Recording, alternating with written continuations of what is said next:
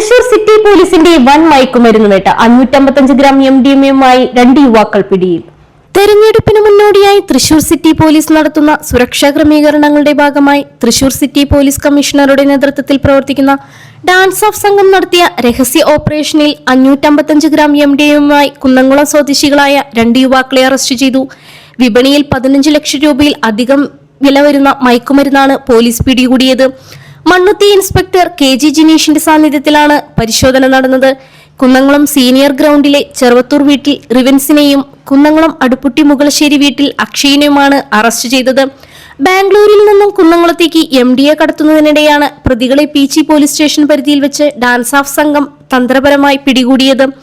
സംഭവവുമായി ബന്ധപ്പെട്ട് കൂടുതൽ ആളുകൾക്ക് പങ്കുണ്ടോ എന്ന് കണ്ടെത്താനുള്ള അന്വേഷണം നടത്തുമെന്നും പ്രതികളുടെ സാമ്പത്തികത്തിന്റെയും ലഭിച്ച രാസലഹരിയുടെയും സ്രോതസ്സിനെ കുറിച്ചും കൂടുതലായി അന്വേഷണം നടത്തുമെന്നും മയക്കുമരുന്ന് വ്യാപനത്തിനെതിരെ കർശന നടപടികൾ തുടരുമെന്നും Thrissur city police commissioner Nakul Rajendra Deshmukh അറിയിച്ചു.